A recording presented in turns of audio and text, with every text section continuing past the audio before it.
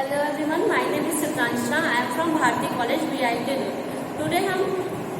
Today my topic is input output devices. आज हम input और आउटपुट डिवाइसेस के बारे में देखेंगे कि जैसे कंप्यूटर में हम देखेंगे कि कंप्यूटर में वर्क प्रोसेस करने के लिए उसमें दो डिवाइसेस पाए जाते हैं, जैसे इनपुट डिवाइसेस और आउटपुट डिवाइसेस। इनपुट डिवाइसेस के थ्रू हम इनपुट डेटा का इनपुट देने के लिए या फिर किसी भी इंफॉर्मेशन को देने के लिए कंप्यूटर को इंफॉर्मेशन देने के लिए हम इनपुट डिवाइस का यूज करते हैं। देन हमें रिजल्ट मिलता है आउटपुट डिवाइसेस के थ्रू। जब हम इनपुट देते हैं तो उसके प्रोसेसिंग के बाद जो रिजल्ट होता है या जो आउटपुट होता है वो हम आउटपुट डिवाइसेस के थ्रू हम उसे देख सकते हैं या प्राप्त कर सकते हैं। तो हम सबसे पहले देखेंगे कि इनपुट डिवाइस क्या होता है। जिन डिवाइसेस के द्वारा यूजर कंप्यूटर को डेटा भेजता है या फिर वे डिवाइसेस इनपुट डिवाइसेस कहलाते हैं। जो डिवाइसेस डेटा और सूचनाओं को कंप्यूटर के समझने योग्य संकेतों जैसे 0 और 1 के फॉर्म में परिवर्तित करके कंप्यूटर में इनपुट करते हैं। ये डिवाइसेस कंप्यूटर के मस्तिष्क को निर्देशित करती है कि वह क्या करे। इनपुट डिवाइसेस कई रूप में उपलब्ध है तथा सभी के विशिष्ट कार्य हैं। टाइपिंग के लिए हमारे पास कीबोर्ड होता है जो हमारे निर्देशों को टाइप करता है। माउस की सहायता से निर्देशों को एक बार या दो बार क्लिक करके एग्जीक्यूट किया जाता है। इनका प्रयोग चयन और तथा अचयन के लिए भी करते हैं।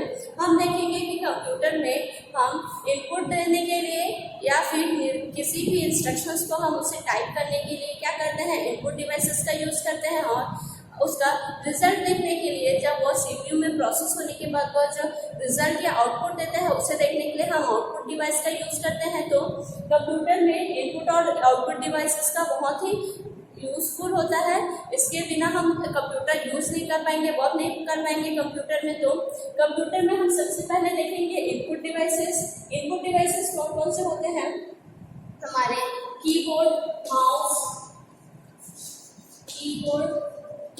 माउस, लाइट पेन, जॉयस्टिक, ये सारे इनपुट डिवाइसेस होते हैं। इनपुट डिवाइसेस में ट्रैक बॉल ये भी सम्मिलित है। ट्रैक बॉल,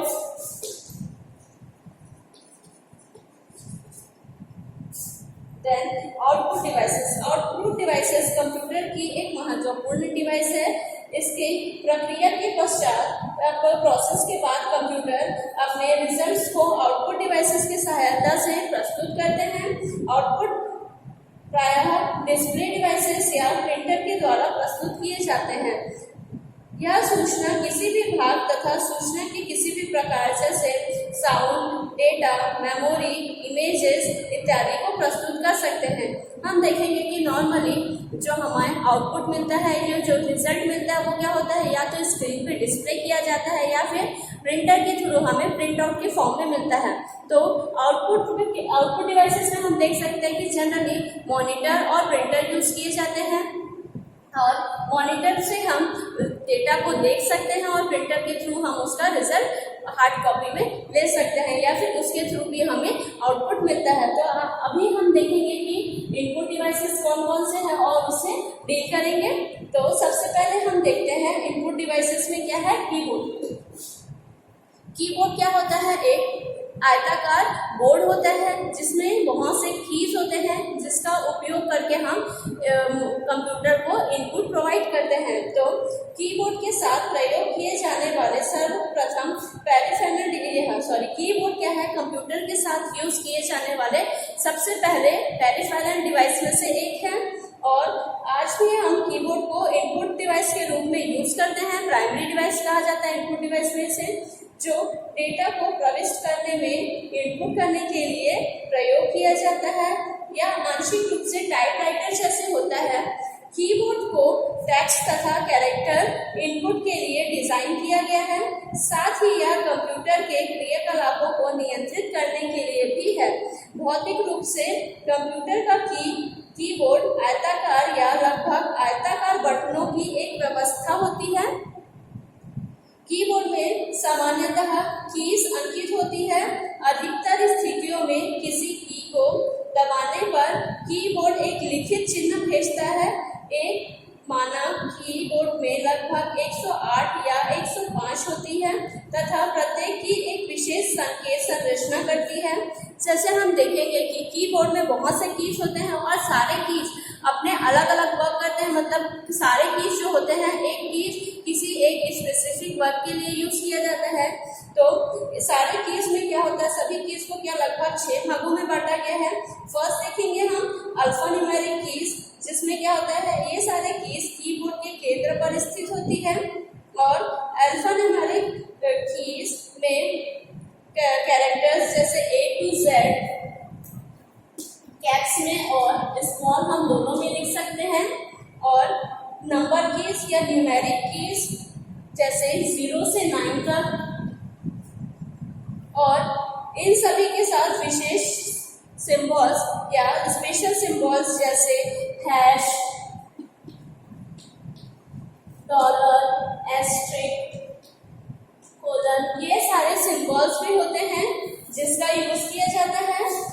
और इनके अलावा अंकों और चिन्हों तथा वर्णमालाओं के अतिरिक्त इन सभी के मीन्स नंबर्स, सिंबल्स और कैरेक्टर्स के अलावा उसमें tab, caps lock, back space और एंटर कीज भी होते हैं जो अपने इम्पोर्टेंट कुछ स्पेशल वर्क करते हैं। और नेक्स्ट देखेंगे इसमें न्यूमेरिक कीज भी होते हैं। अब देखेंगे कि कीबोर्ड में ऊपर के साइड में एक नंबर कीज भी होते हैं और साइड में और भी होते हैं जो न्यूमेरिक कीज होते हैं, जिसमें 0 to 9 नंबर्स होते हैं। इसमें लगभग 17 कीज होते हैं जिसमें 0 से 9 तक के नंबर्स होते हैं। और मैथमेटिकल ऑपरेशंस के लिए एरो दिए जाते हैं, मैथमेटिकल ऑपरेशंस होते हैं और एरोस भी दिए होते हैं लेफ्ट राइट अप डाउन के लिए।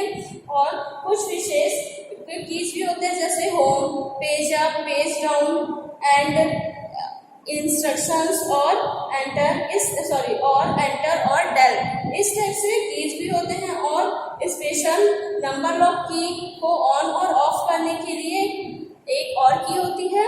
और ये सारे कैलकुलेटर की भांति वर्क करते हैं। नेक्स्ट हम देखेंगे क्या है फंक्शन कीज। फंक्शन कीज क्या होते हैं, यह 12 कीज होते हैं। इसमें जो है function keys F1, F2, F3 इस अकॉर्डिंग उसमें दिए जाते हैं। वह F1 से लेकर F12 तक होते हैं। ये सारे निर्देशों को शॉर्टकट के रूप में प्रयोग करने के लिए सहायक होते हैं।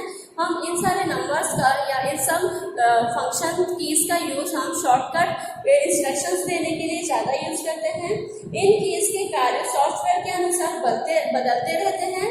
F1 सामान्यतः प्रयोग में आने वाले सभी सॉफ्टवेयर में सहायता करने के लिए होती है। मीन्स हेल्प के लिए अगर हमें शॉर्टकट कीज का यूज करना है तो वह F1 होता है। लगभग यह सारे सॉफ्टवेयर में F1 हेल्प के लिए ही यूज किया जाता है। नेक्स्ट हम देखेंगे स्पेशल पर्पस कीज। इसमें क्या होता है, ये नए ऑपरेटिंग सिस्टम्स के कुछ विशेष कार्यों के लिए होती है। एग्जाम्पल के लिए देखेंगे तो slip, power, volume, start, shortcut, ये सारे कीज होते हैं जो स्पेशल पर्पस कीज के नाम से जाने जाते हैं। नेक्स्ट हम देखेंगे मॉडिफायर कीज। ये 3 होते हैं जैसे शिफ्ट, ऑल्ट और कंट्रोल। इसको अकेले दबाने पर कोई खास प्रयोग नहीं होता, परंतु जब अन्य किसी कीज के साथ इनका प्रयोग होता है तो ये कीज उनके इनपुट को बदल देती है, इसलिए ये मॉडिफायर कीज के नाम से जाने जाते हैं। फिर नेक्स्ट हम देखेंगे कर्सर मूवमेंट कीज। ये 4 टाइप्स के होते हैं, अप, डाउन, लेफ्ट और राइट। ये सारे बटन्स कर्सर्स को स्क्रीन पर मूव कराने के लिए किए जाते हैं। इसका प्रयोग तभी किया जा सकता है जब नंबर लॉक ऑन हो। देन सेकंड हम देखेंगे माउस। सेकंड इनपुट डिवाइस है माउस। माउस क्या होता है, माउस क्या है, एक इसे हम क्या बोलते हैं, इंडिकेटर या फिर हम क्या बोल सकते हैं, इसे पॉइंटिंग डिवाइस भी बोल सकते हैं, क्योंकि इसके थ्रू हम किसी भी डेटा को हम क्या कर सकते हैं, पॉइंट आउट कर सकते हैं, इसलिए इसे पॉइंटिंग डिवाइस भी कहा जाता है।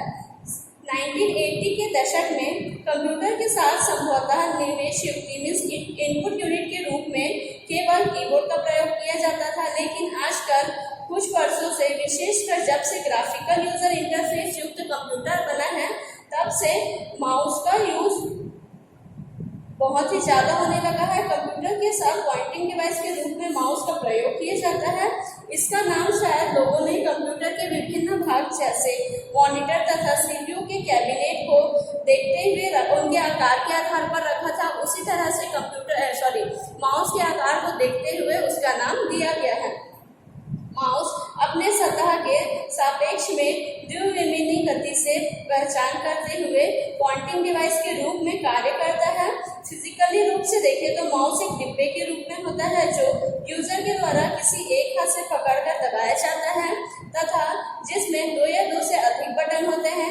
इसमें कभी कभी कुछ और तत्व जैसे व्हील्स होते हैं जिसके द्वारा हम माउस को मूव करने के लिए यूज करते हैं।